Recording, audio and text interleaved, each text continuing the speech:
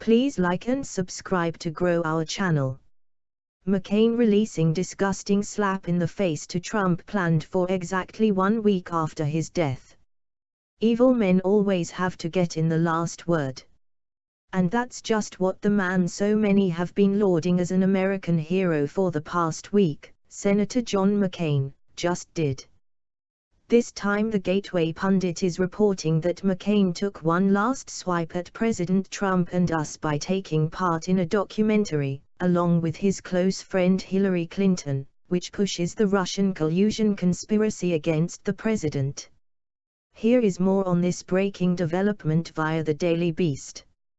Active Measures, a new documentary from director Jack Bryan, would be timely even without the presence of John McCain.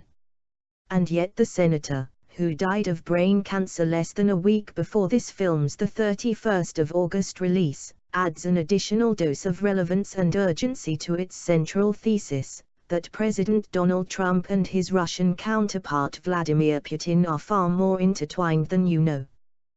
The fact that there was an attack on the fundamental, the absolute fundamental, a free and fair election, should alarm all of us, McCain says in the exclusive clip below.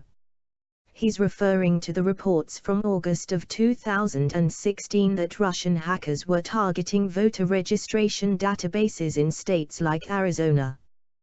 This really spooked officials in the White House. Michael Isikoff, the chief investigative correspondent at Yahoo News, adds. And that's the moment, I think, that the enormity of the Russian influence campaign really started to hit home. Along with McCain, the documentary is populated with talking heads like Hillary Clinton, former U.S. Ambassador to Russia Michael McFaul, and others who express concern over both what happened during the 2016 election and what could take place in future elections. But it is the many connections between Donald Trump and Russia that dominate the bulk of the film. As the first frame explains, active measures is a Soviet term for the actions of political warfare conducted by the Russian security services to influence the course of world events. Just as New York Magazine's Jonathan Chait recently made the case that Trump may have been a Russian asset since 1987, director Jack Bryan spends nearly 2 hours arguing that Russia had been cultivating Trump years before he became a realistic presidential candidate. The Russians have a particular type of mark who they go after. Sen.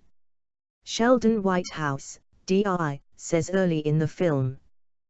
They go after someone who has business resources, perhaps some shady morals, so they are amenable to bribery. Or perhaps they're in a difficult financial situation or has either political connections or aspirations. After a dramatic pause, he adds, I've just described Donald Trump. From there, Bryan lays out multiple connections between the Trump Organization and Putin allies, most of which have been reported widely over the past few years. But it is striking to see them all in one place like this. By the time the documentary gets to the 2016 election, Russia's interest in Trump and the degree to which Trump owed his business success to Russia has been made abundantly clear. Through it all, McCain is there, adding insight and context to that complex relationship. In 2004, when Putin tried to rig an election in Ukraine, John McCain stood with the Ukrainian people. In 2016, when Putin tried to do the same thing in America, he was one of the few voices in his party who refused to remain silent. Bryan added. He and Hillary Clinton were Vladimir Putin's greatest adversaries in the United States, and without their voices, it would be impossible to understand how and why our country arrived at this point. In contrast to Trump's sycophantic commentary about Putin, McCain can be seen in the film decrying the Russian leader as an individual who poses a threat to the world and has no moral standards that I've been able to detect. His interview presumably came before Trump's joint press conference with Putin in Helsinki, which McCain memorably described as one of the most disgraceful performances by an American president in memory. The film also implies that Trump's most damning attack on McCain came right out of Putin's mouth. Before Trump infamously declared, "I like people that weren't captured," Putin noted, Mr. McCain was taken prisoner in Vietnam and was put not just in jail but in a pit. He sat there for several years. Anyone would go nuts after that. The fact that Trump despised McCain, and vice versa, has been well documented, but McCain's role as enemy number one in the Russian propaganda machine became more widely apparent after his death. As New York Times Moscow correspondent Andrew Higgins reported this week, Russian state television has referred to McCain as the chief symbol of Russophobia in its coverage of his passing. Higgins quoted the man behind the Russians for Donald Trump Facebook page, who lamented that other hawkish senators like Lindsey Graham won't be able to fill McCain's shoes. "None of them is as charismatic as John McCain," Alexander Domrin said. "It will be hard to find somebody who can replace him as the main Russophobe."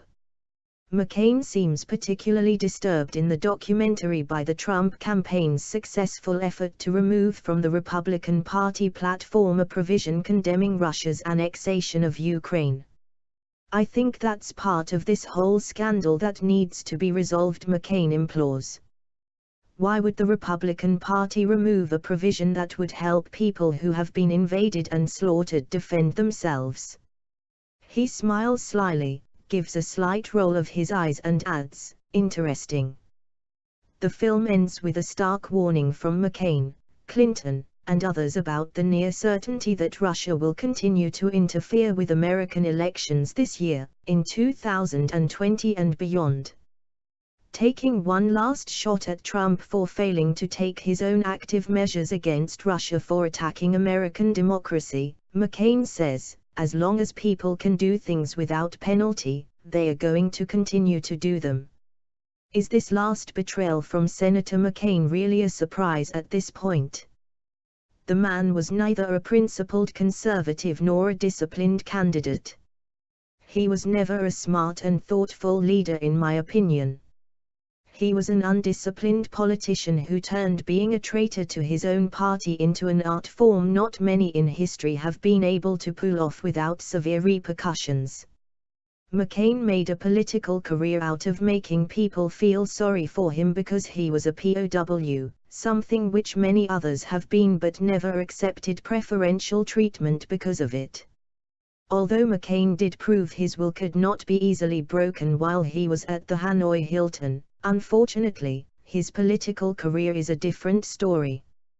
One where he talked about supporting conservative principles until it was time to do so. In fact, the man had severe disdain for anything conservative, and he made it extremely clear when he called the Tea Party patriots a bunch of hobbits, or when he called his fellow senators Ted Cruz and Rand Paul wacko birds. But he has defended his dear friend Barack Hussein Obama and an establishment which, although was starting to see the writing on the wall, never dreamed there would be a President Donald Trump just around the corner.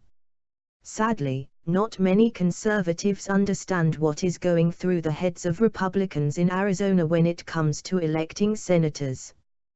One thing conservatives can relish, though, is the fact that the last president McCain got to see in the